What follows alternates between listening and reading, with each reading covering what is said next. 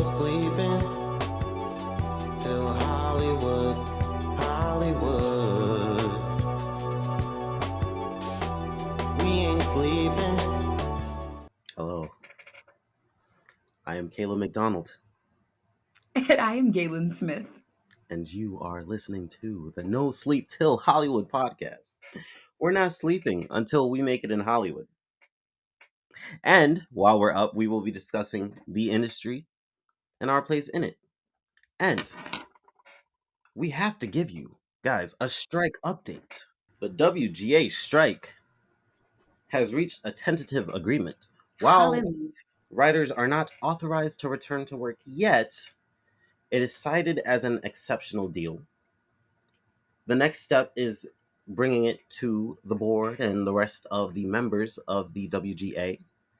They vote on it, and then hopefully soon enough, restoration in the writers' rooms, And the because writers, yeah. the SAG-AFTRA is still on strike.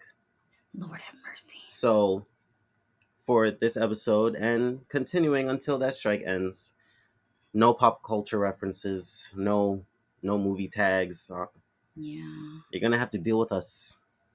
It's still, I mean, we're getting closer. After 100, today would have been 147 days. So last night was 146 days. So we are not the longest writer's strike. Thank God. But we are getting closer to being back. WGA is no longer picketing, but they have been encouraged by their membership to support SAG-AFTRA in their picketing. So if you still are in LA, New York, Atlanta, you want to go picket, there are still SAG-AFTRA pickets. Shout out to the negotiating committee of the WGA. Shout out to the strike captains of the WGA. Francesca Ramsey and Carolyn Renard are two Black women who are strike captains who I've been following since before the strike, but also during the strike. So shout out to them. I know there are others, but I just want to shout out those two. And I'm just glad that as we begin this little mini series of episodes, that we are starting to see some forward progress on the strikes. Because there's a lot of issues in Hollywood. And while the writer's strike is helping to solve the payment and compensation, as well as artificial intelligence, because y'all know that this is the first major industry to deal with artificial intelligence, which is going to help all of you in all of your various industries keep your jobs from being stolen by artificial intelligence. But while that has been kind of solved and is working towards a resolution in the writer's space, there are still so many other issues in Hollywood. And so because of that, we have decided over the last month and some change, we have been reading Burn It Down by Maureen Ryan. If you are watching, you can see it's in my screen. Caleb is holding up the spine of the book. If you haven't read this book and you're interested in like the mess that is Hollywood, like definitely go get it. I also think that it speaks to a lot of topics that I think are hard in different industries. Like I think like leadership, collaboration, safe workplaces are things that like everybody has issues and problems with. So if you're looking for a way to read about it that might be a little bit more accessible or interesting for you because this isn't the industry that you're in, definitely pick this up. Also, Maureen Ryan, if you want to come on the podcast, just let us know. We sent your agent an email, but if you want to just, you can We'd slide love in my to DM. have you. I was like, you can slide our DMs. Like, I'm very friendly. Honestly, I'll probably go DM you before this episode come out. But if you want to come on the episode, let us know, girl. We would love to have you. But we were reading Burn It Down by Maureen Ryan. It is available wherever you get your books. Caleb and I obviously recommend the physical version of it because the cover is fire. But do what you want to do. But Maureen Ryan has had a very long and successful career as an entertainment journalist. She has broken a lot of stories around some of the topics and issues in this book. But we're going to kind of talk about the book section by section, do a couple chapters at a time, just so I'll give you guys a good in-depth discussion of some of the themes and topics from the book.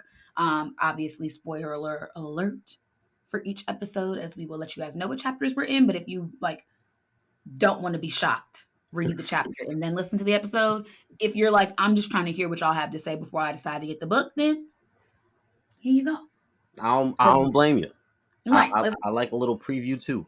You know what I'm saying? A little teaser. Okay.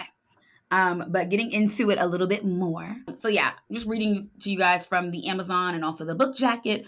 Abuse and exploitation of workers is baked into the very foundation of the entertainment industry. To break this cycle and make change that sticks, it's important to stop looking at headline making stories as individual events. Instead, one must look closely at the bigger picture to see how abusers are created, fed, rewarded, allowed to persist, and with the right tools, how they can be exercised. Burn It Down paints a groundbreaking and urgently necessary portrait of what's gone wrong in the entertainment world and how we can fix it. Because, you know, when you look at Hollywood, right, a lot of people see a glam machine. Hmm. Like, obviously, there is a lot that one can idolize, glamorize in that Yes. industry. Because we're talking about fame, we're talking about storytelling, we're talking about people in power, and also it is, I can say, $1 billion industry Right. worldwide. So obviously there's a lot to be like, oh wow, nice, nice. But not everything that's shiny is gold. Yeah. And I think that's the thing, getting into the first chapter. So the first chapter is called The Myth of Sufficient Progress. And what I really like about this opening chapter is it's a very good overview to Maureen Ryan's POV, um, the general idea and what this book is trying to do. But it does something that I think is really smart, which is it looks at what Hollywood is, which is the telling of stories. Stories often come from myths, from common truths that may or may not be true. And she looks at how Hollywood creates those. And therefore, as a result of it, Hollywood is also trapped by the stories it tells itself about itself and how it creates this sort of cycle where things are allowed to persist because no one feels comfortable speaking a truth. And therefore, abuse and artistry get conflated together. And we think that that is how things are supposed to be. And so when we have Me Too, we have the Me Too movement and Time's Up and things like this, where Oscar's so white, et cetera, we think of those things as sufficient progress. We're talking about them. But as we all know, and as we talked about last week with Drew Barrymore, naming the problem is part of the thing. Changing behavior and changing systems of accountability and systems of behaviors are how you create actual progress. And she kind of just talks about how, like, slow progress really isn't doing it anymore, especially when these issues have persisted from the beginning of time. And she starts that off with, also because with this huge glam machine, there are the parts that like are hidden, but then there are the parts that, public relations for Hollywood that Mm-hmm. just aren't true. So on page 10, she lists a bunch of myths that she plans on breaking throughout the book. And so some of those myths are that people get ahead based on talent and initiative. Wrong. Those without power aren't routinely harmed or exploited. I think we all know that one was very Mm. false. She There was out must there must be something fundamentally good about people who tell good stories. And you definitely want to believe that. there. Yeah. Like, there are stories like Paddington and Jumanji, like good family stories that Right. you would have to think, oh, obviously somebody with these same values would create it. And, well, got another Yeah. thing coming if that's what you're expecting. And I think it's like I quoted this out of the book, and I want to give credit to the person who said it. But Liz Xiao Lan Alper, I hope I said your name correctly, was where I got that quote. We've conflated abuse with an artistry and created conditions so that the worst of us are able to get the furthest. And I just think that that is, in so many ways, to me, the thesis of the book is Right. what have we allowed to persist. And I think what Caleb was saying is like, you want to think that your favorite actor, writer, movie producer, etc., is a good person, but like you actually don't have to be a good person to create good stories. And I think, like, speaking as an actor, like there are days when I'm having a bad day and I am mean. But if you see the show and you don't know that, the show was still good. You still had a good time. You don't; those two things don't have to coexist in the same space at the same time. Um, yeah, And I there's think. Okay.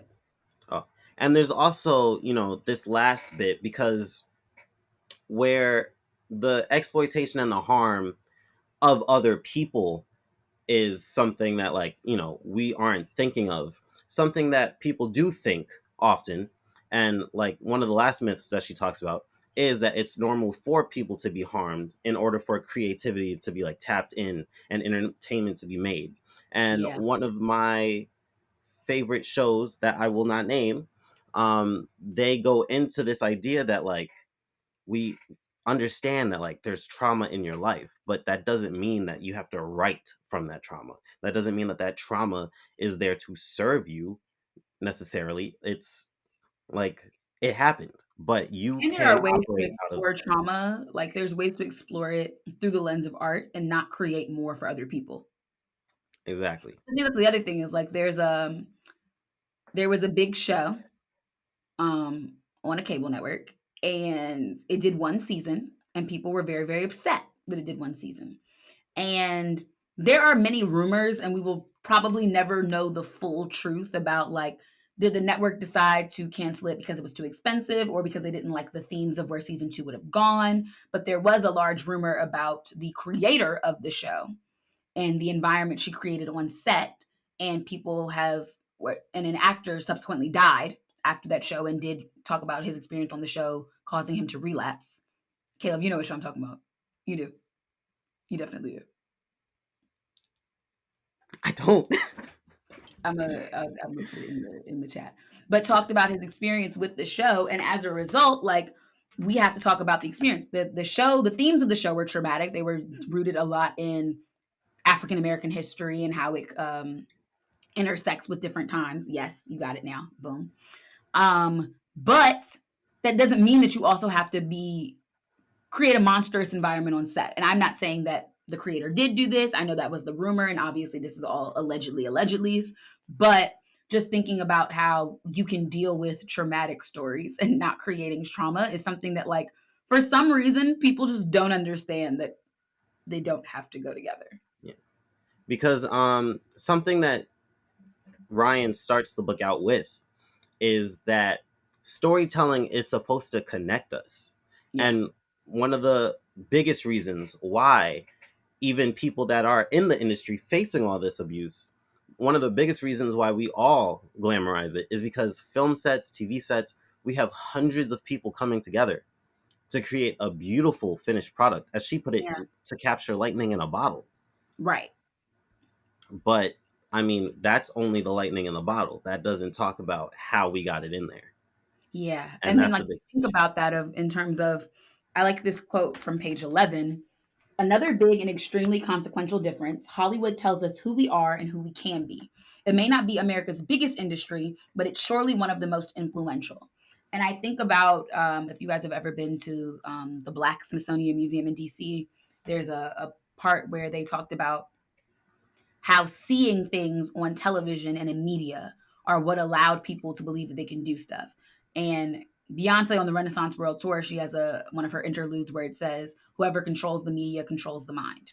And so the media itself is a very powerful tool. And I think a lot of kids grow up seeing things on television. They go, "Oh, I want to do that," or "I can do that because I saw so and so do it." It's the reason why there was that animated show about a black little girl doctor, and now little girls think that they can be doctors because they saw it happen and now they believe that they can. And it's Hollywood is such an industry where, because it helps us to imagine who we can be, we think that that means that everyone in it is operating in their highest self. And what we then realize is it's a business. People are getting paid, people are making money, and the exploitation of people is cheap labor. Because earlier in the same chapter, we talk about the fact that it's in no one's best interest to come out and talk about the harm they've experienced in Hollywood.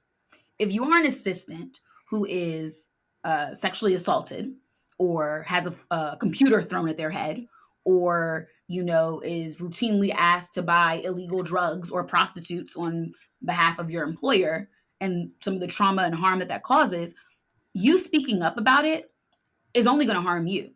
You'll probably get fired, you'll probably get blacklisted, and you won't be able to build a career moving forward.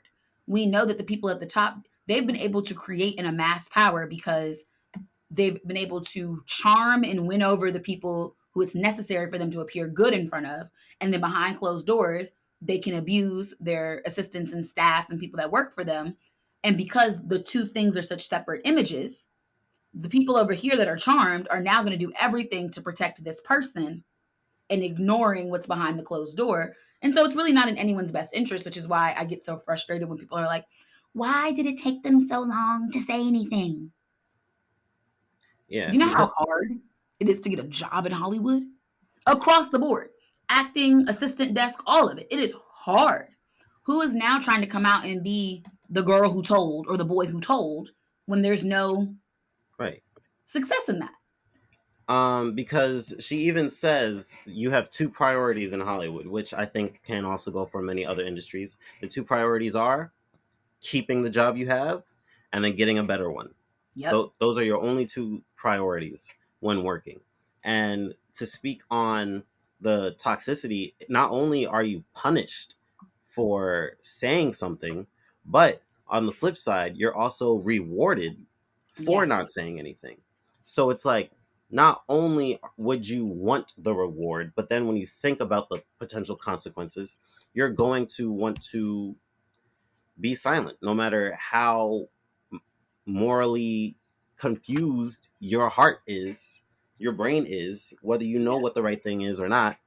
That unfortunately is what happens. And those in power set the tone. And she talks about the fact that it doesn't take much to establish a pattern.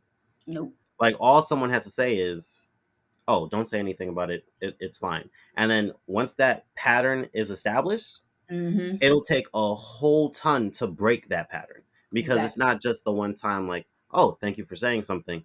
No, it's going to take a lot more, because this is the way that the Right. machine has been working, and you don't want to stop the machine. It's so interesting because she uses she talks about when we talk about like, oh, we talk about racism in America and we're like, the machine is broken. Actually, no. The machine is actually functioning in the exact way that it was designed to keep white people in power and everyone else struggling for power. Similar, she says a similar thing in this book at different points where she's just like, this is the machine and it's working the way it wants to work. We need a new system, we need a new machine, but this one is working. The people who are at the top are comfortable. There have been only until recently, we only just saw the downfall of Bill Cosby, of Harvey Weinstein. Like those are new things that just happened in the last 5 years. R. Kelly just went to jail for sexual assaults and rapes he committed in the 90s. Like, we don't have a track record in Hollywood or in entertainment, the broader, of people being held responsible for their crimes. But we do have a track record of people on these other side of the abuse not making it in Hollywood, kind of transitioning into chapter 2, and we can kind of go back and forth. But the opening of chapter 2 tells the story of Kevin, who is an assistant to Scott Rudin and worked for him for, I believe it was like 9 months or something like that. And worked for him 9 months, had a lot of very bad experiences, a lot of abusive experiences. And then years later, not so far out, but not so close in, he commits suicide. And his brother tells the story to Maureen. And when Maureen writes the chapter, you think that we're talking about someone who's alive until she does the reveal of. But it just sounds like it's like all these lovely words that you think that are in the current tense. And then Mhm. she's like, don't they sound like they would be in a eulogy? That's because they are. And you find out that Kevin is dead, and it's his twin brother who's telling the story of Kevin and trying to. Kevin's brother has done a lot in recent years to kind of just like speak out on behalf of Hollywood assistants and talk about situations that his brother went through in hopes that it will, bring some not only just clarity but progress and improvement to that lane of the career field. But that first, I think it was like 2 pages of that chapter broke Yeah. me in half. It really was just like, because it's so many people's first jobs in Hollywood are being an assistant. And when that's your first job in your industry, because I think it's different. Like your first job being at McDonald's, unless you are then going to go make a lifelong career of being at McDonald's, you don't have an expectation that how you're treated there is how you should be treated in your career. I think Right. it does set the tone for like certain things, but it's not your expectation. But because so many people's first jobs in Hollywood are assistants, that sets the tone for how you believe you should be treated moving forward. So if you have a great boss and a great experience where no one's ever, crazy with you, you believe that you deserve that. But a lot of people get phones thrown at their heads and then believe that that is what they should come to expect. It's crazy because there is a project created by George Wang. I won't name it, but it's centered on a monstrous film industry type, right? Who terrorizes a young assistant. Now, there's a writer producer, Angelina Burnett, who tweeted that this movie is a required viewing for anyone who wanted in on Hollywood.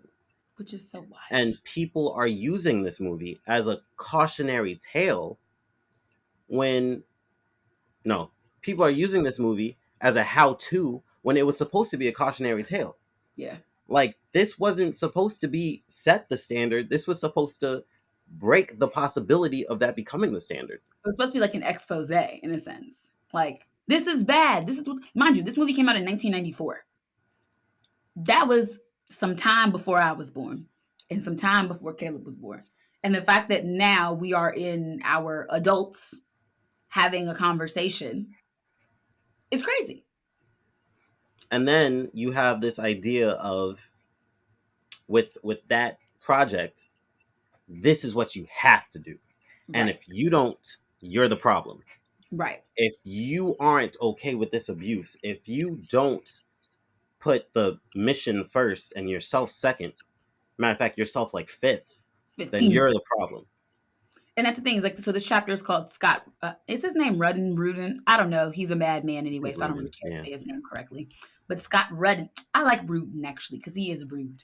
Scott Rudin and the Myth of Necessary Monsters. And something that I just found on page 19 that I think is interesting. Again, Maureen Ryan was writing her ass off in this book, y'all. There are so many things I underlined, not necessarily because they were illuminative, but because the sentence was fire. Okay, like it's just one of those books. So she says, in part, I think for monsters like Scott Rudin to exist, it requires a network of people who consider themselves to be genuinely decent and good, who, for reasons of power and ambition, look the other way. We believe, for whatever reason, that for someone to be a creative genius, there has to be something off about them and something wrong about them. And we believe that if that wrong is just like general eccentricities, that's fine. But if that wrong is also like abusive, we also think that's fine for some reason. And it's because a whole bunch of people benefit from this. In the same way that the movie went from being a cautionary tale to a how-to guide, it was easier for so many people to go, well, I survived it and I can't change it. So I'm going to just tell you this is what happens and make sure you know how to duck, as Right. opposed to holding him accountable. Caleb, do you want to talk a little bit about who Scott Rudin is and kind of get into that? And we've been talking about him, but like, you want to break it down? So Scott Rudin is this big time producer. And when I say big time, I mean he is an EGOT winner. He's done a lot of your favorite movies, television shows, Plays, Broadway. He's everywhere. And so this person, if there's a 2005 Wall Street Journal article called Bosszilla. Yeah. And so with that article, this will talk about him as a whole. That article very much focused on the fact that, yeah, he's a monster. Bosszilla, Bridezilla. Those are, if you know what a Bridezilla is, they're yelling, they're attacking. It's very much a problem, but it's all for the mission, right? Bosszilla, he's as terrible as he could be. What it really painted was the fact that he's valuable. It wasn't painting what it's like to work with him. It alluded to the fact that he's a Zilla, but really he's valuable. And there are other people. More so he just yells. Like it wasn't even like, and yelling is abusive, but like everybody yells. Like I'm like that's not the thing that sets you on ears versus the other things. Because you even have someone else who says, yeah, no, he was a monster. However, it does take their words, it does take someone like him to actually get people to listen and follow through and like bring a project together. And so there it is again, that idea of it's necessary. But Yeah. there are plenty of productions that even Maureen Ryan has experienced. Like, she starts the book out with this one show that she was on set for, where it was perfect. And so, for that Yeah. reason, you would expect the rest of Hollywood to act just as smoothly. But Yeah. that's simply not the case. I think so. There's an article, and some of this is in the book and some of it isn't, but there's literally an article in Vulture that is 21 notorious Scott Rudin tales of things that he's done. I believe this one is in the book, and I believe this is what happened to Kevin. Um, but of things that he has done, he reportedly pushed an assistant out of a moving car. And I just don't even feel like we need to go any further than that. Like, I mean, that's just one of those things that's just like completely wholeheartedly unacceptable. And I remember reading this, and my dad was home at the time. And I was like, Dad, I genuinely don't know how I would respond if someone threw a phone in my head, let alone if they pushed me out of a moving car. Right. Like, I think, like, and that's the thing is, like, people are like, why don't assistants leave? It's not beneficial to your career. Now, the difference is, I think you have also, by nature of the fact that Hollywood is not a meritocracy and that we know that it is really a playground for rich and privileged white people, people of color tend to have to swallow things differently. So when something happens to you, you just kind of have to, whatever, like just let it roll off your back. I just feel like if someone threw a phone at my head, I'll probably go throw something back at you. And I know that would probably end my career, and that's not really the appropriate response. And I would like to think that, Jesus would come and center himself in my body in that moment, and I would pray for them, but I probably would throw something first. That's just me. But like, that should not be something that, like, in a workplace, you are having to navigate, like, what your response will be. There's another one where this is crazy to me in a way that's like, it's not funny, but it's crazy to me. Hmm. He reportedly threw his corded phone so often that assistants measured the length of the cord so they could be out of reach. Yeah. This Yeah. motherfucker is crazy. Absolutely insane. And then he also had a habit of soft firing, Oh which, yeah, for that those of you who aren't familiar with the whole soft he vocabulary, started that one. He started soft that trend. soft firing is when he will verbally fire you, make it clear that you're fired, but the next day you're supposed to come into work, and that never happened. That was Yeah, just emotional. it was just Uh, like, it's emotional hazing. That's what it is. I mean, a lot of what he's doing, I would characterize as professional hazing right. in that sense. And so these stories are coming out from like 2008 and way earlier as Right well, there. Yeah. way into 2022, 2021. And the reason why this quote unquote necessary monster was definitely climbing ranks and like no one said anything is because one of the people Ryan interviews says the mindset is anything short of stabbing, assaulting, or raping someone, it's like, that doesn't count. Yeah. And And then I think and to go with that, but it's like I looked at David, who's Kevin's brother. He says, I think the quote was, "You quit on me, you're dead to me. You'll never work again." It wasn't subtle. So not only, like, is Caleb saying, you didn't get stabbed, you didn't get raped. Oh well. And then if you quit, I will make sure that you don't have a career. It's not just like, oh, if you quit, it's going to be like we have beef, and like when I see you out, it's on site. You're going to actively work to destroy people's careers before they can even get a chance. And you know that you have the power to do it because who's going to believe random marginalized assistant right, over me, producer, because award-winning producer, brings home millions of dollars every time I go to the box office, producer. there was no sexual violence in Rudin's history, and all of his behavior was directed towards nobodies. Because anytime that somebody of some acclaim was asked about it, they all said, "I've never seen anything in front of me. I never heard that." It's so unfortunate that we had a Syracuse alum who decided to act that way, and they talked about him in the book. Yeah, Very big alum, and written a that lot was of, one of the most recent projects. yeah. And I was just, I find it so. And then again, if I think about the time that he would have been at SU, like I think about like what he was there for, in which case, again, you normalize cycles and cycles of problematic behavior because Hmm. Syracuse Drama is a problematic institution, and then he goes into Hollywood, which is a problematic institution. I see how he got there. I'm just am a little disappointed Right. to see it in print in black and white of that's how you behave. But it was, I mean, it's a sad thing. I mean, we have a couple of friends who are assistants in Hollywood, and like I talk to them and their stories. Thankfully, no one's throwing things at them. But like being an assistant in Hollywood, I understand that it is the grunt work. It's the work that people don't want to do: answering phones, sending emails, scheduling conference calls, et cetera, et cetera. But it shouldn't have to be a minefield. Right. Like it's one thing that you have to battle someone's bad attitude or something like that. But like you are routinely being asked to do things that are outside of your job description, that are potentially illegal. You are literally dodging flying objects. I know I keep coming back to that, but that to me is just so wild. Like you are a grown adult. Toddlers throw things at people.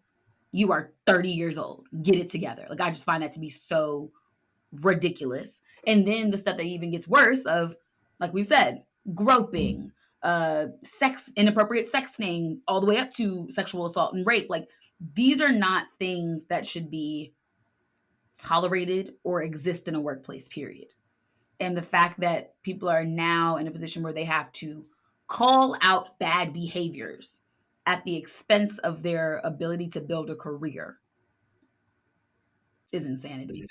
It's very much insanity. This is why Maureen Ryan talks about the myth of sufficient progress. Many people Mm-hmm. believe that because these people have been called out, because these people are now being charged, that, oh, we're on the right track. We're doing good now. But that's not the case at all. Like people are looking at Harvey Weinstein's punishment like, we fixed the problem. Or when looking at other people who are doing just as terrible things, just maybe not in Mm-hmm. as big a quantity, they're comparing him like, oh, but he's not as bad as Weinstein. Right. That And that's the thing is shouldn't. like it shouldn't be a comparison. Like I hate the struggle Olympics. I hate the trauma Olympics. Like bad behavior is bad behavior. Mhm. Either it doesn't need to exist or it does, but if it's one or the other. And I think like people are still, and as Maureen Ryan says in that first chapter, is people see these as individuals. And while yes, those are individuals who may have done some of the worst things, or at least the things that we've uncovered, but there are patterns of it. It is very common.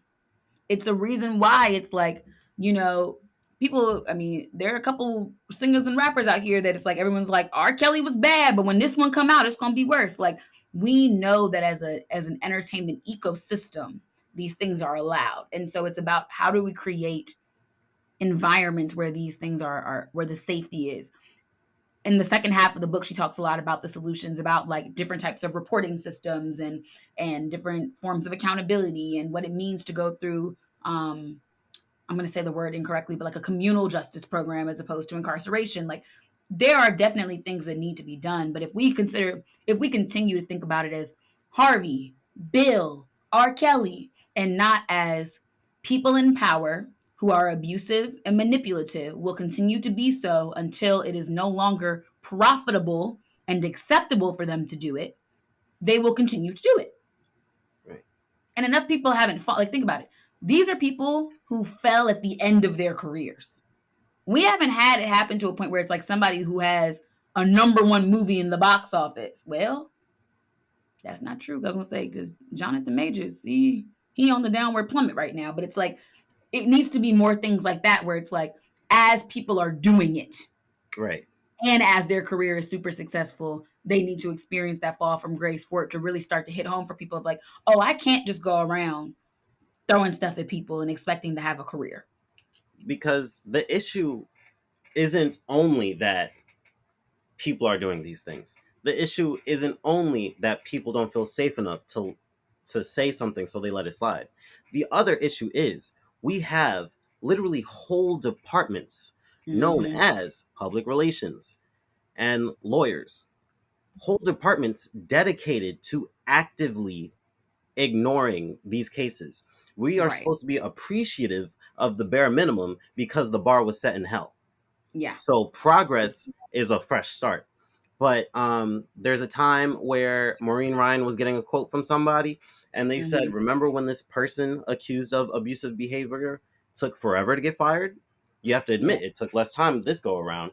And then the attitude of "there's nothing to see here" when bringing up something that was in a writer's room, the writer's lawyer said, "Well, that's a small environment compared to all the things he's done, so that's a pretty good ratio, isn't it?" Yeah. That And is it's like, despicable. "Nor, And nor, that's not okay." then one of the biggest things is that, people will then go on to say, "Well, it's abusive in blank workplace too." We shouldn't be dealing with any of this. It It's the doesn't same thing matter when if people it's were, like, happening. complaining about the strikes, where they were like, "Writers are getting paid more than teachers are underpaid." Teachers shouldn't be underpaid either. The things people I mean, granted, yes, there are amounts of money, but, like, Hollywood's money is not the same as the school department's money. So saying writers and actors are being underpaid and they should be getting paid more does not impede teachers from being paid more, does not impede UPS and USPS and FedEx from being paid more. Like, these are not things that need, again, that's why I call them the struggle Olympics. It's hard for me too. It shouldn't be hard for any of us. That is the point. And maybe because media is such a powerful tool where people are able to figure out who they can be through it, maybe if in Hollywood we start to get some of these things right, maybe it'll be right in your house.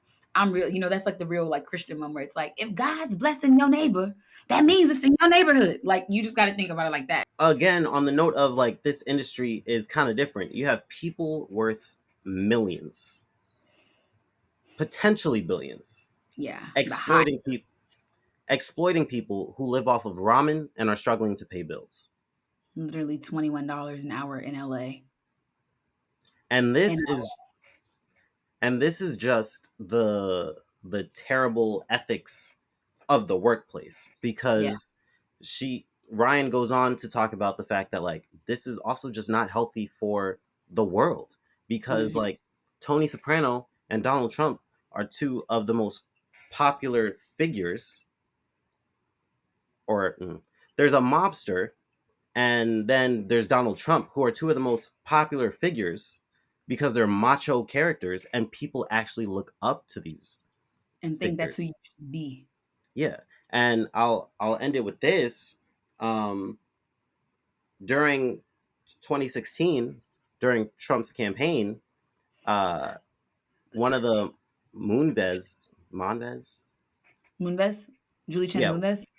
one of the Moonveses was quoted saying, talking about Trump's presidential campaign, "It may not be good for America, but it's damn good for CBS."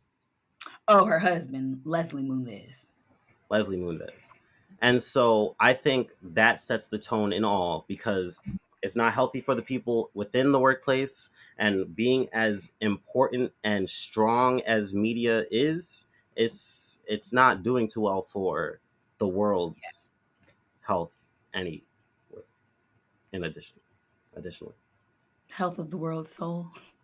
There we go.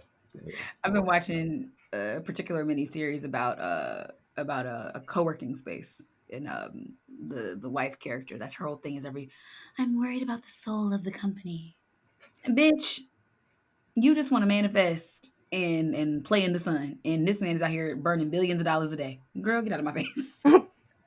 And that's just really, like, I don't know, that particular show for me is such a microcosm about how I feel like Hollywood is working, where I'm just like, Mhm. y'all are worried about the wrong things and spending so much money, and yet people are having, like, I just go back to, like, Kevin is dead. We were talking about somebody who is no longer here because the experience of his 9 months working for a producer caused him such depression, such anxiety, such a PTSD, that the only way that he felt that he could cope with what he was going through was to end his life. And that, if there is a moral failing of Hollywood, that is, to me, the strongest example of it. Like, I mean, and I know that that's not the only person who's had hardship in Hollywood, but I'm like, Yeah. that to me, we allowed that to happen. Burn Burn it down. it down. I was about to go on my other rant, but we don't gotta go there. Mhm. But it just burn it down. Burn it Things need to be down. better. And These are just the first 2 chapters. When These are I the first two say there's chapters, guys. tons more that we are going to talk about, We're that gonna get into them over the next couple of weeks. Obviously, like we talked about in the beginning episode, the strikes are coming to an end, hopefully, very, very soon. And so, yes, we will be able to get back into talking about some shows because there are some things I've been watching that I have some comments about. But there's so many we gonna jokes get I haven't made. I was like, we're gonna get through this book. We're gonna talk about it. Hopefully, as the strikes lift, we can talk about some of there's a couple of chapters that are about specific shows, and hopefully we can get into that in more detail as the strikes are ending. But we are gonna continue to go through this book. Like we said, it is available wherever you get your bookie books. So make sure you go get that. If you want to go at Maureen Ryan on social media and tell her to come on the podcast, you could do that. You know what I'm saying? Just at Maureen Ryan. My friends on No Sleep Till Hollywood, they want to talk to you. Just something like that. Something like that. Some You know what I'm light, some easy. Something very, very calm, very small. But with that, this has been another episode of the No Sleep Till Hollywood podcast. It's your girl Gaelyn Smith. You can follow me at GSmitty with 2 T's and 4 Y's on anything with an @ symbol. And your boy Caleb McDonald. You can follow me at Caleb Subtitles. And of course, follow the podcast at No Sleep Till Hollywood. Period.